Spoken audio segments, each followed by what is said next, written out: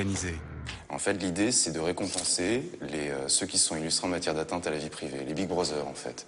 Ceux qui prennent la surveillance, ceux qui utilisent des artifices de langage qu'on appelle la novlangue pour arriver à conditionner les gens à accepter le contrôle, que ce soit des technologies de contrôle, des lois, des pratiques. La novlangue, en 1984 de George Orwell, c'est une phrase comme « la guerre, c'est la paix », qui me fait étrangement penser à une phrase qu'on entend beaucoup depuis les attentats du 11 septembre 2001, qui dit « la première des libertés, c'est la sécurité ». Quand j'entends des gens qui disent ça, et vu ce que ces gens font de la sécurité, on est vraiment dans le règne de la novlangue. Et c'est aussi une manière pour nous de récompenser ceux qui résistent à cette société de surveillance qui est en train de se mettre en place au travers de prix qu'on appelle les prix Voltaire. Monsieur Nicolas Sarkozy arrive. Les Big Brother Awards, c'est bien. Mais c'est fait par des trentenaires, des quadras, des quinquas. Et je pense pas qu'en termes d'esthétique, ils rallient le kids. Le mec qui a entre 12 et 18 ans. Et pour moi, c'est pour ça que j'ai fait le guide du renard, c'est pour ça que je fais des vidéos, c'est pour ça que j'utilise ce terme radicool, c'est-à-dire une esthétique cool, un point de vue radical, où j'avais aussi dit le grand méchant cool, c'est pour capter le 12-18. C'est lui qu'il faut contaminer par des idées subversives.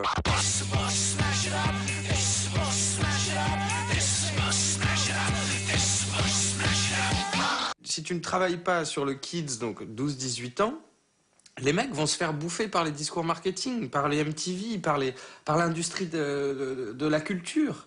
Et là, t'as perdu si les mecs, tu les as pas touchés à ce moment-là. Je pense que c'est là qu'il faut commencer à leur mettre des grains de sable dans la tête pour qu'ils s'ouvrent sur c'est possible. C'est possible d'exister par soi-même.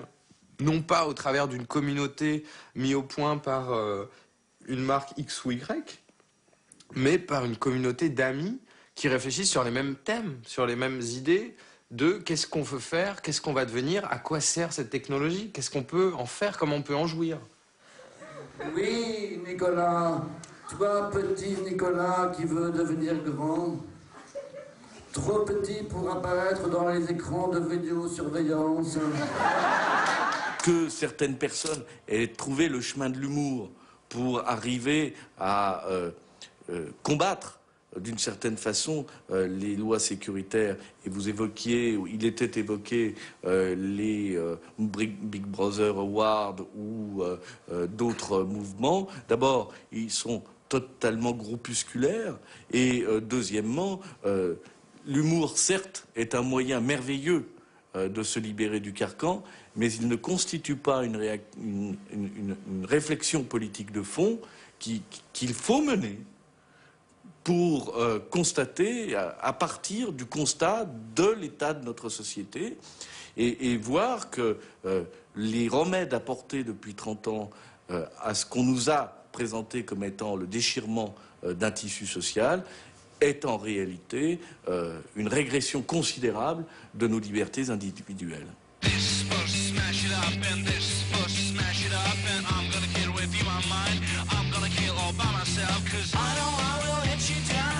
Ennemi redoutable et moyen dérisoire, force est de constater que dans cette résistance brouillonne et éclatée, la radicalité a de faux airs de patronage.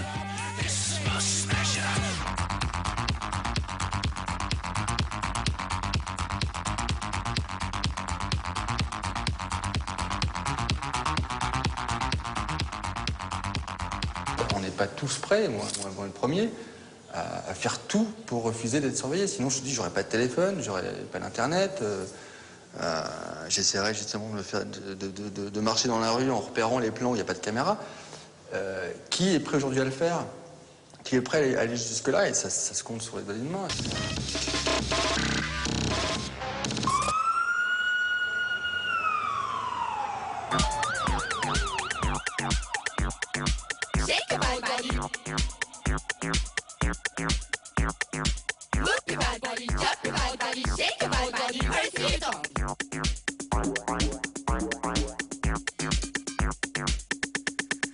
Dans nos démocraties un peu douillettes, on a un peu de mal à savoir à faire le tri, quoi. Les vrais résistants, on est tous un petit peu, quoi, mais faut pas confondre les résistants intello et les résistants actifs, quoi, qui sont généralement qui déclarent pas, enfin qui disent rien et qu'on connaîtra jamais, et qu'on retrouvera jamais d'ailleurs. Voilà. Les clandestins. Et les vrais clandestins, ouais. Ouais, mais j'espère que ça existe. Et dans le maquis très désorganisé de tous ceux qui s'inquiètent de cette surveillance endémique, on trouve de tout. Des activistes radicalo-naïfs, des réflexions d'acteurs politiques ou de la société civile, des réfractaires aux cartes à puce et autres objets de traçabilité, ou des hackers aux airs de premiers de la classe qui retournent la technologie à l'envoyeur. Les représentants du groupe Quintessence ont ainsi réussi depuis leur clavier à aveugler des réseaux entiers de vidéosurveillance. Nous ne vivons pas encore dans un monde de surveillance totale, mais nous en prenons le chemin. Aujourd'hui, on a de plus en plus l'impression que le citoyen est perçu comme un risque pour la sécurité, comme un suspect potentiel qu'il faut de plus en plus surveiller. Le pouvoir de surveillance des administrations croît de jour en jour.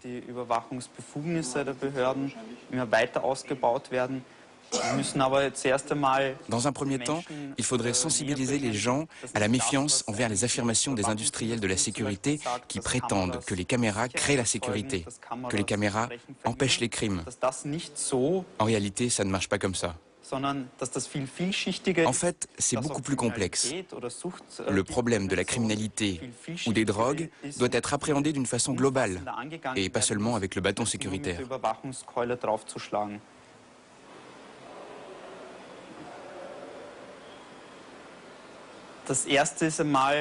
En premier lieu, il s'agit de familiariser les gens avec cette problématique, afin qu'ils ne restent pas indifférents, d'attirer leur attention et de susciter la prise de conscience du problème.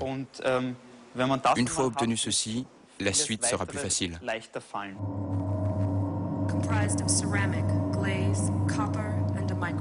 Mais les pirates informatiques, au-delà de la vidéosurveillance, ont une autre cible, les systèmes biométriques et les puces RFID.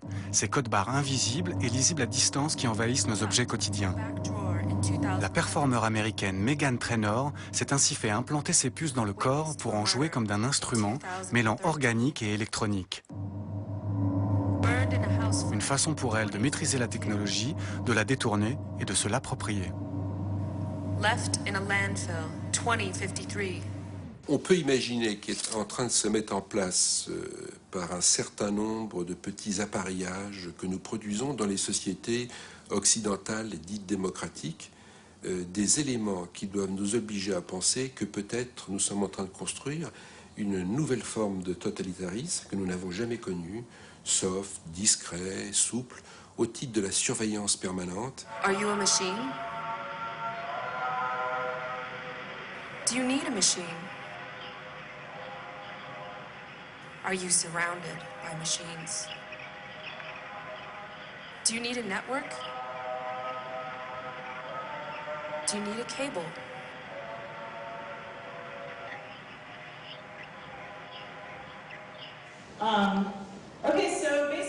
Maintenant, on va parler un peu des raisons pour lesquelles je me suis fait implanter une puce RFID dans le bras. Puis Jonathan Westius, qui travaille à Moral et qui est un hacker incroyable de matériel informatique, va nous parler de son dispositif Proxmark 3 qu'il a utilisé pour cloner ma puce RFID. Nous allons donc lire un Ali.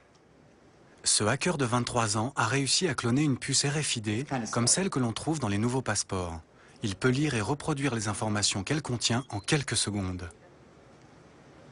Ok, ce petit bip que vous n'avez pas entendu montre que le lecteur de puce a bien marché.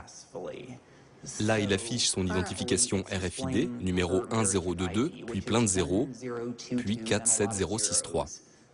Il compose simplement un numéro d'identification unique. Maintenant, lisons son bras avec mon lecteur RFID.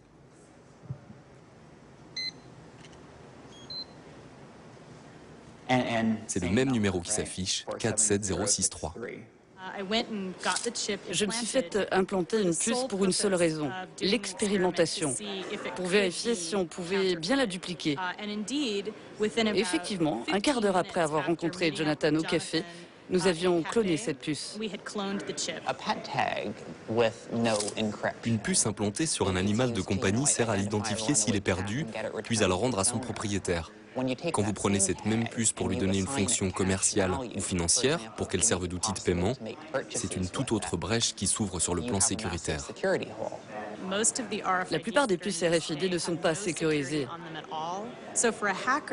Pour un hacker, elles sont si simples qu'elles n'ont pas d'intérêt. Ça, c'est très inquiétant pour les consommateurs.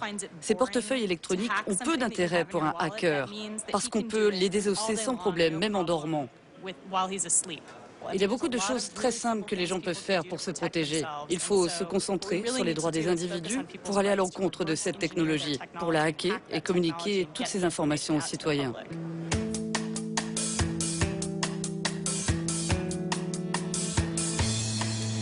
Les plus célèbres pirates informatiques vivent à Berlin. Hackers, pour la bonne cause, disent-ils, ils ont inventé un appareil capable d'effacer les informations contenues sur les puces RFID et mis au point un procédé simple et efficace pour leurrer les systèmes biométriques. Nous intervenons à petite échelle. Nous étudions de près les techniques et leurs utilisations. Nous réfléchissons aux possibilités qu'offrent ces techniques et aux abus qu'elles permettraient.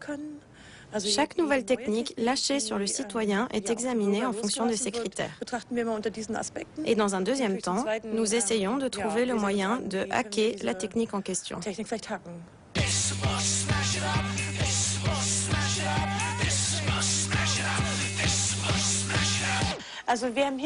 C'est un appareil photo jetable très bon marché. Nous l'avons transformé en zappeur de puces RFID. Je charge le flash ici, comme je le ferais si je voulais faire une photo. Je laisse encore charger pour qu'on puisse lire la puce.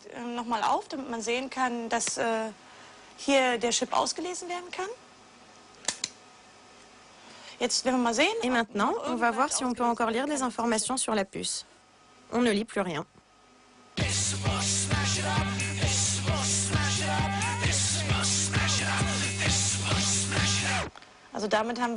Voilà, j'ai rendu l'empreinte sur la bouteille bien plus visible.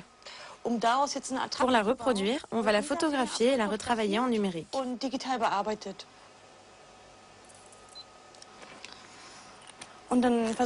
Puis, on essaie de bien l'étaler sur l'empreinte.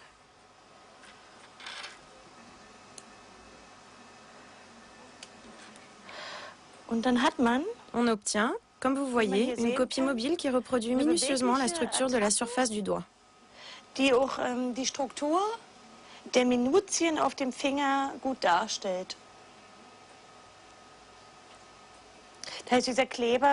Cette colle et ce film transparent fin épousent parfaitement le doigt. On voit à peine la copie.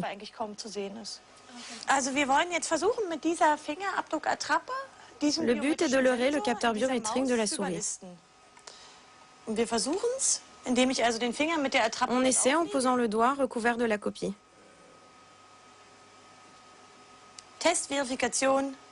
On vérifie, ça marche.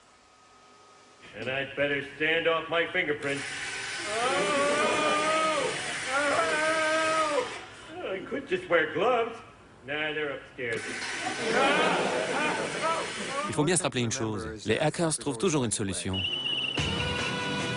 Organisateur des plus grands congrès de hackers, cet homme a emprunté son pseudonyme à Orwell. Comme l'un des personnages clés du roman 1984, il a pris le nom d'Emmanuel Goldstein. Je ne crois pas que cela ait un quelconque rapport avec le 11 septembre. Je crois plutôt que c'est ce que notre gouvernement a toujours voulu faire. Ficher et suivre les gens sans raison, les retenir sans preuve, espionner tout le monde, écouter les appels, voir qui appelle qui email qui, collecter toutes ces informations qu'ils n'auraient jamais pu avoir parce que ce n'est pas légal. Mais maintenant, on parle du 11 septembre et on dit on doit faire ça, il faut qu'on le fasse. Et puisque depuis il n'y a pas eu de deuxième 11 septembre, c'est bien que ça doit marcher. On n'est pas là pour tout casser ou pour être violent, mais franchement parfois on vous provoque tellement qu'il faut faire quelque chose. La plupart des gens sont conscients des dangers en société, des risques et des pressions du tout sécuritaire et d'un abus de surveillance, mais les gens ne savent pas comment faire pour s'en protéger. Alors nous leur disons comment protéger leur vie privée, comment éviter que des yeux trop curieux pénètrent dans leur banque de données, qu'il s'agisse des yeux d'entreprise ou d'individus. Affranchir les utilisateurs des systèmes informatiques et des diktats de leurs fabricants, c'est tout le combat de ce chanteur très amateur, mais hacker de génie, qu'accompagne ici Gilberto Gil. Richard Stallman est une vraie star dans son domaine. C'est à lui qu'on doit Linux et OpenOffice, des programmes informatiques alternatifs, gratuits et sans licence. Ils permettent à l'utilisateur de contrer toute tentative d'intrusion informatique. Une vraie barrière pour